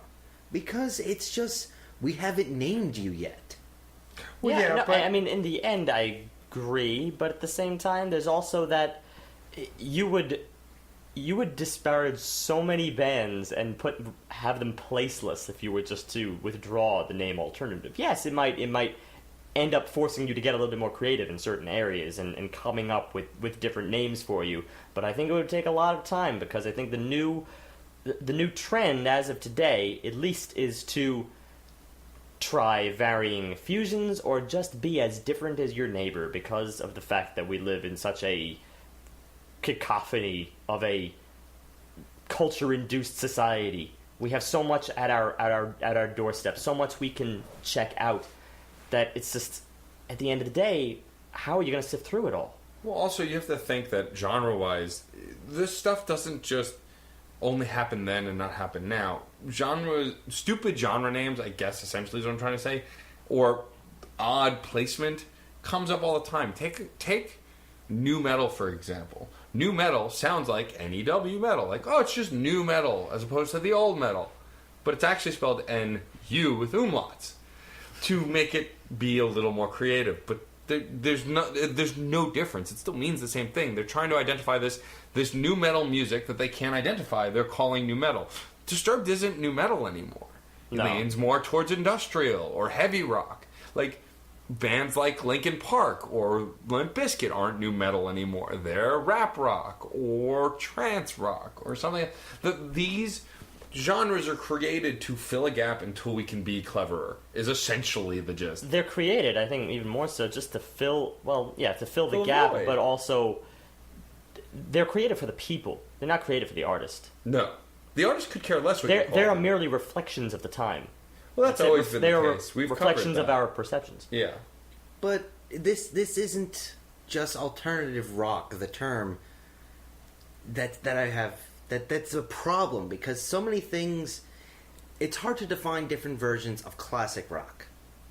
Because while you have the big umbrella of classic rock and how it is separate from rock and roll, and you do have some subgenres with psychedelic, with experimental, with prog, it's hard to say, well, you can have two different classic rock bands. Steve mentioned one of my favorite to represent the epitome of classic rock, the Rolling Stones. They, I guess, kind of are all classic rock songs. Everything the Stones has done, it's they're kind of like the genre itself. But when we start talking about bands that were a little more experimental, but are still under the umbrella, I mean, the perfect example is the Beatles. Their repertoire is pretty much called classic rock, and yet I could name 10 different genres just going along album by album.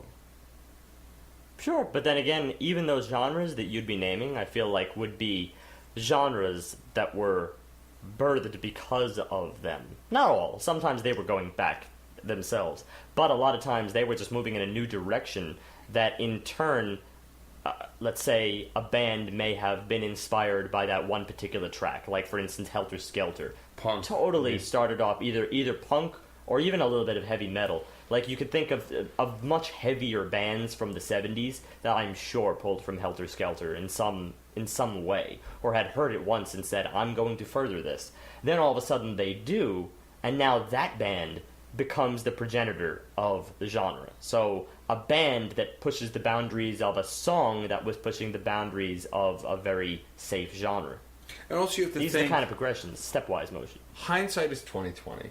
When the Beatles were making Helter Skelter, there was no such thing as punk rock. So it could not possibly have been labeled like that. So it falls into this place where it now we could identify a lot of Beatles songs as other genres, but at the time they couldn't. So they're not specifying it now either, because they still fall under the umbrella because the majority of their songs still lean towards classic rock. Whereas a band like, for example, our band today, would you consider Spoon alt rock? I would consider them indie pop rock, Steve? with heavy infusions of whatever the heck they feel like doing.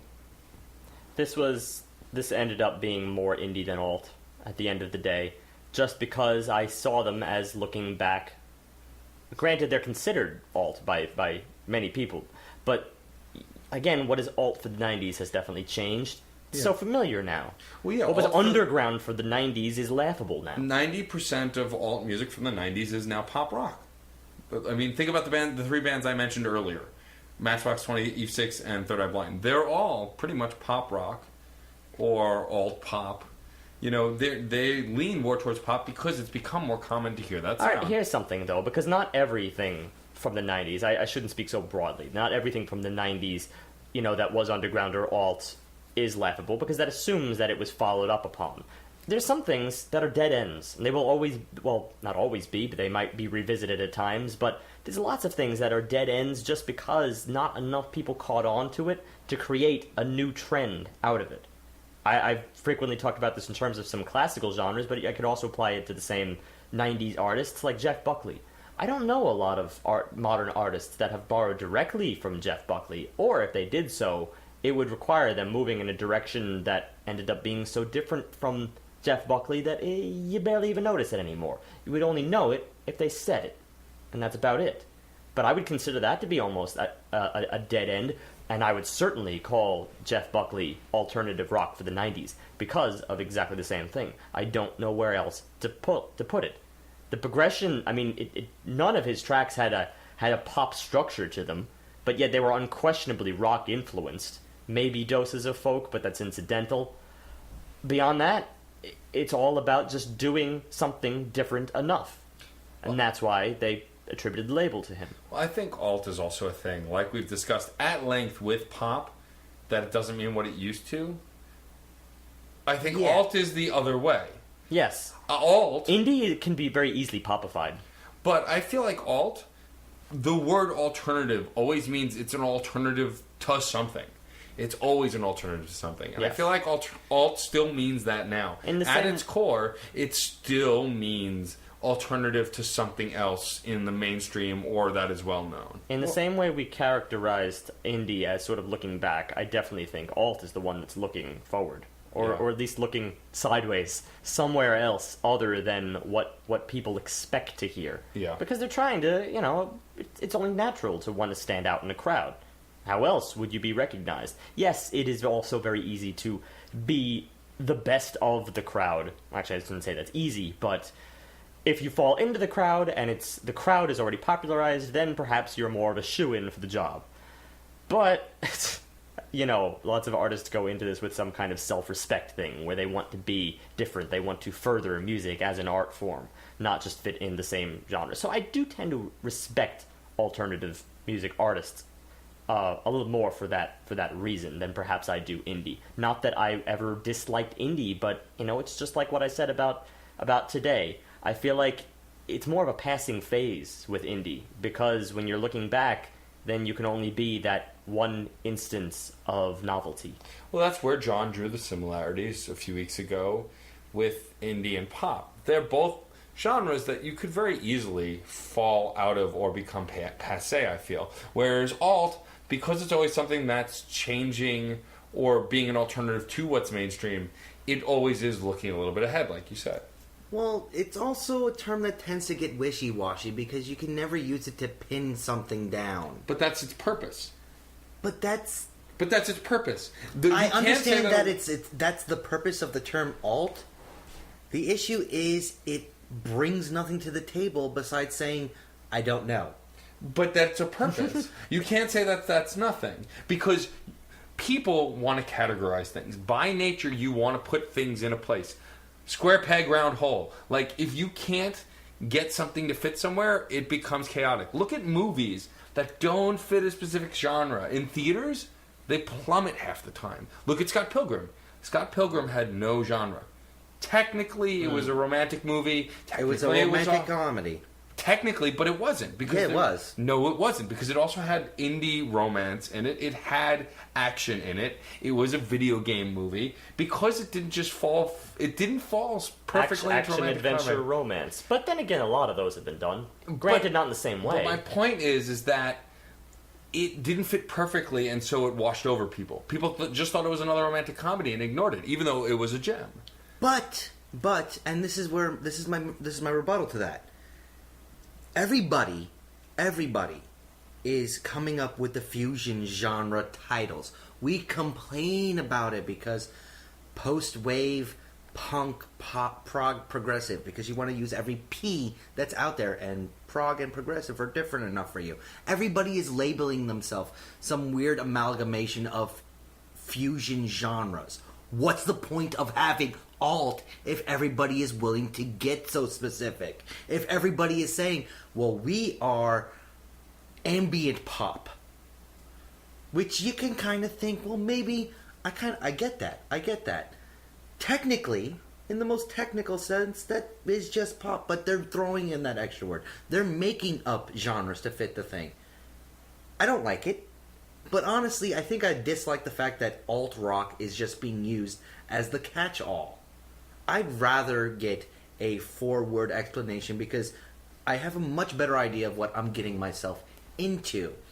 Neo-grunge punk will be one very specific idea in my mind, as opposed to neo-punk grunge.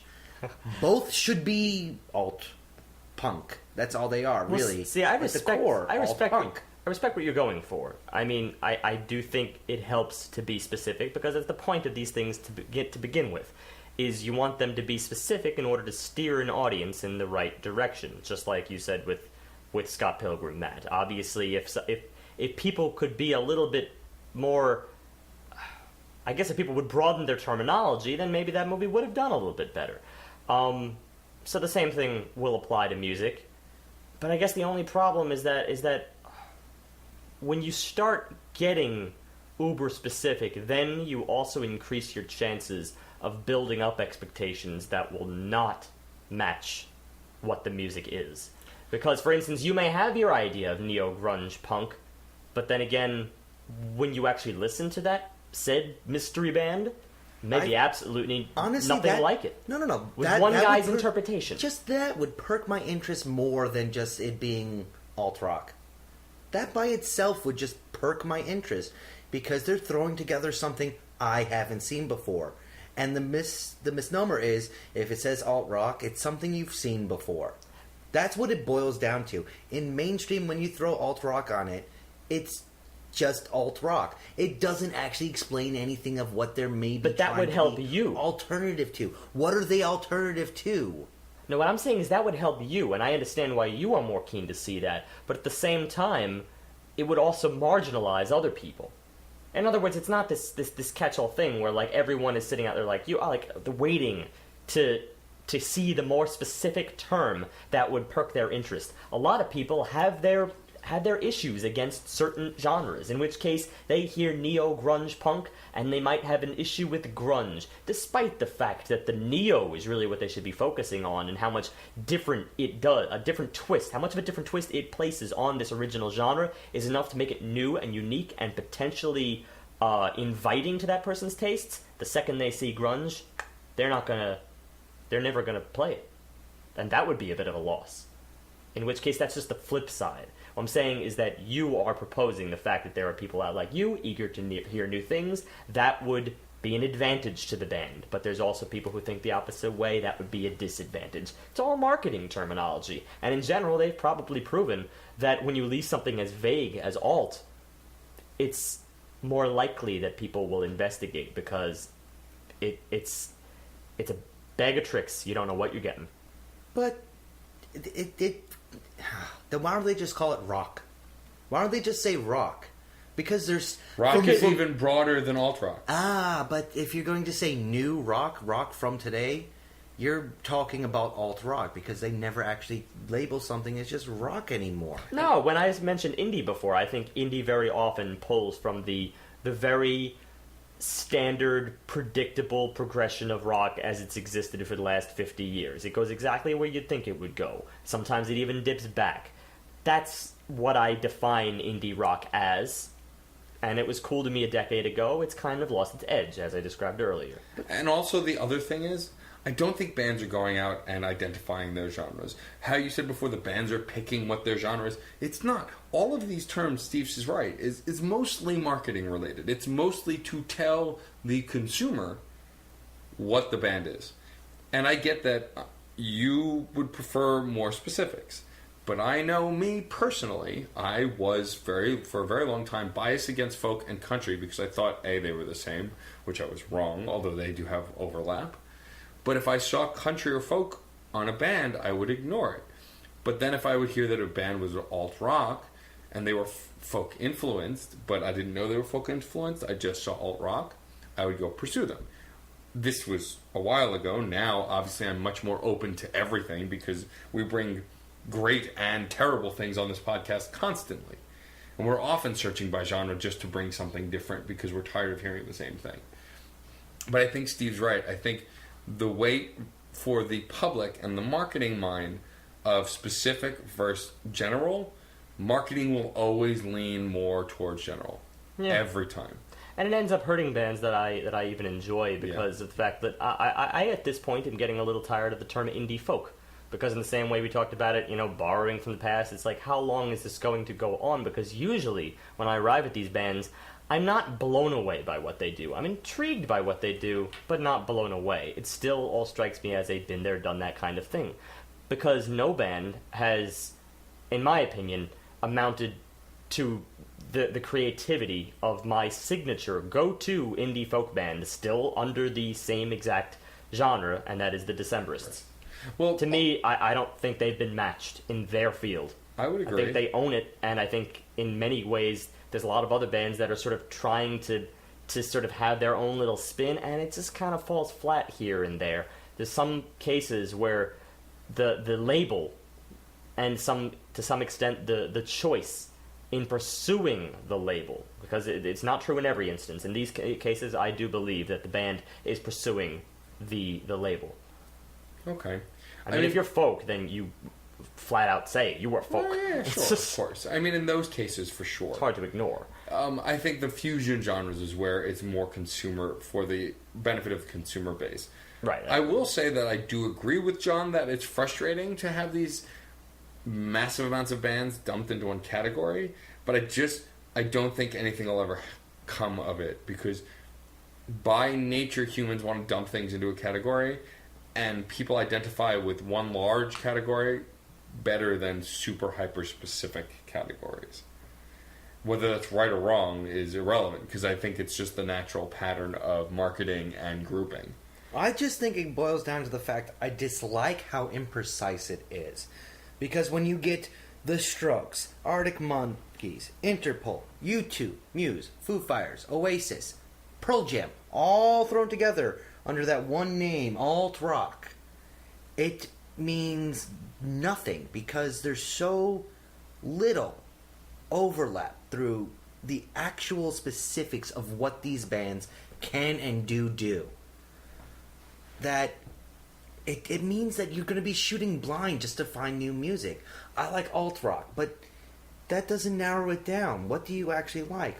Well, yeah, sometimes you stumble upon something that's specifically a lot different than what you know, but you'll fall in love with it.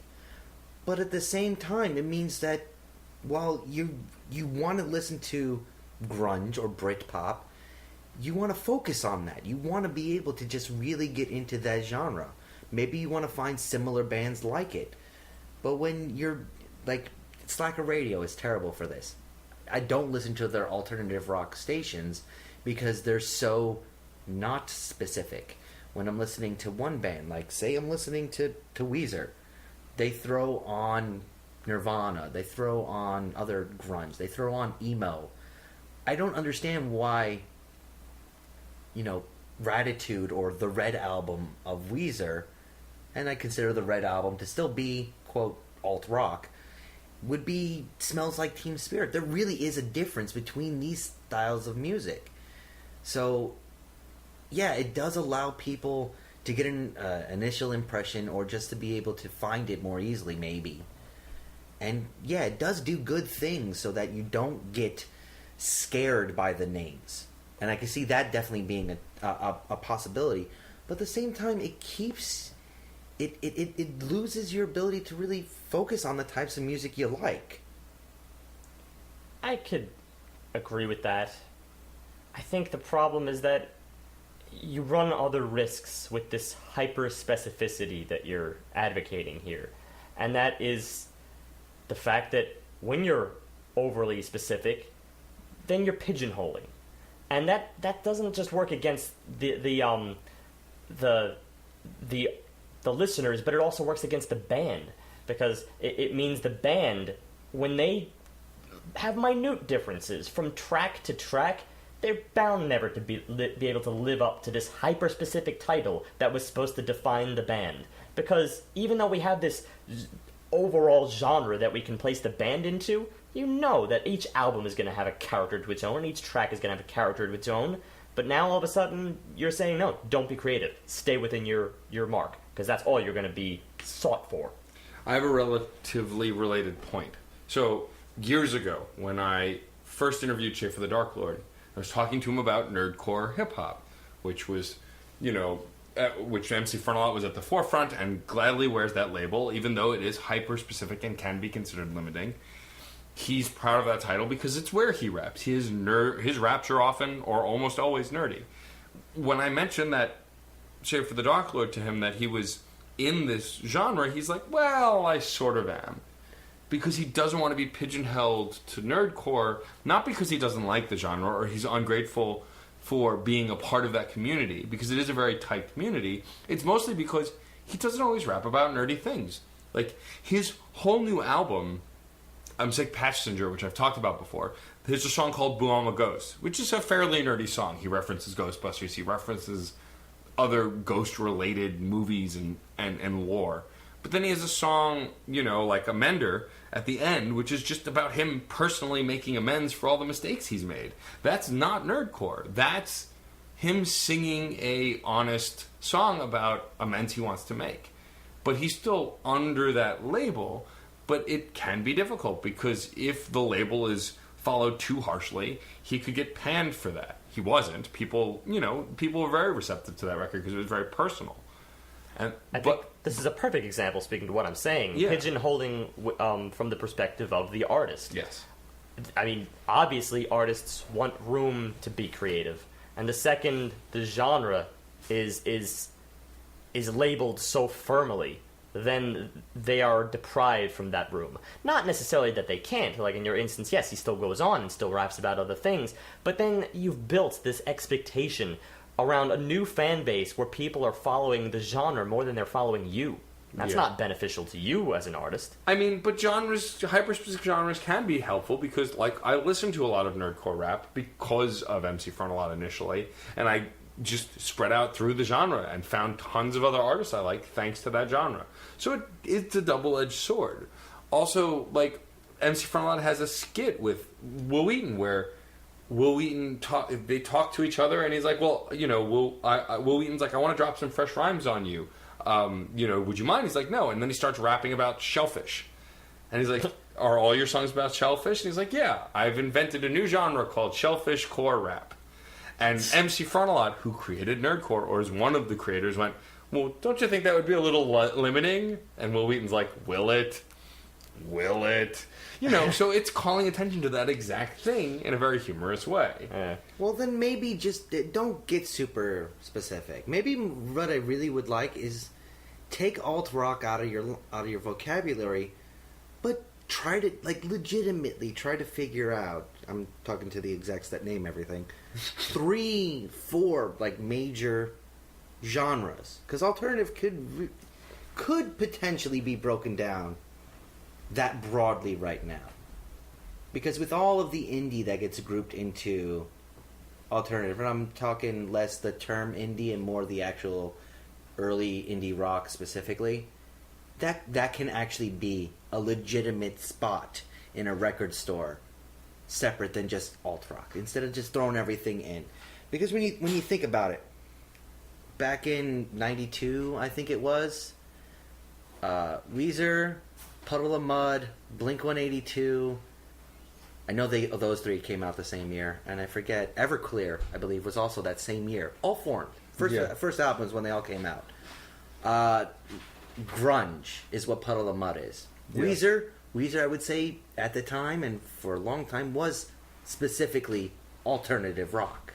Like, they were the personification of that sound because of the way they did that. But even now, that might be garage band, garage rock, to some extent. Their very first albums. Blink. They were I want to say, they were pop punk, but they were called alt rock. Come on. Yes, I were. wouldn't question anyone who even.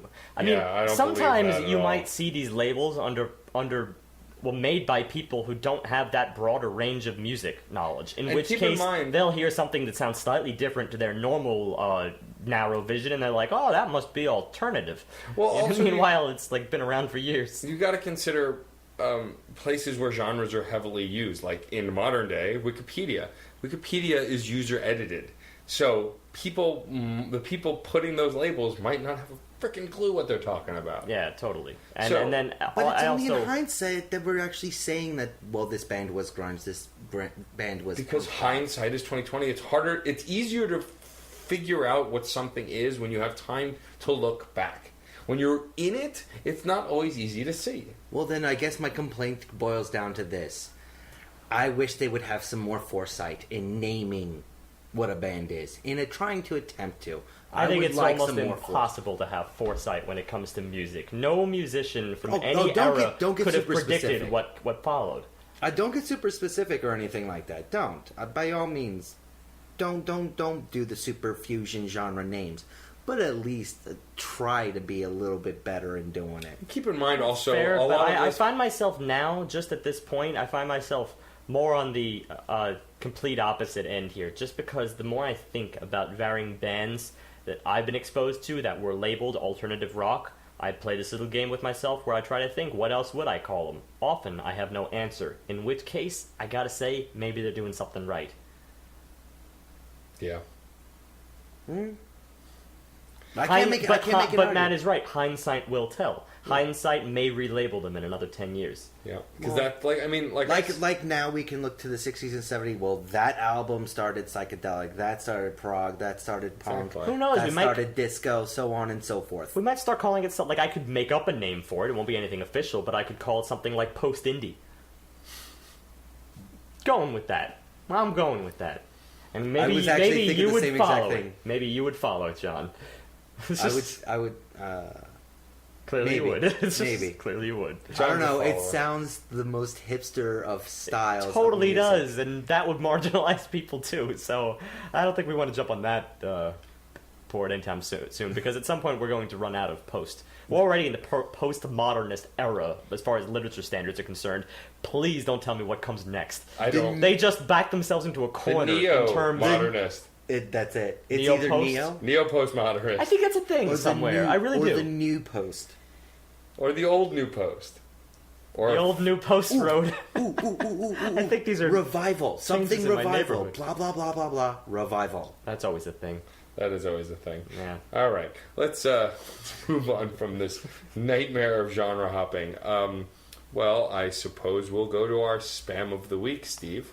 You want me to give you the spam of the week? That would be helpful, yeah. Would it be helpful to you for me to give you the spam of the week? Are you talking like a spam bot?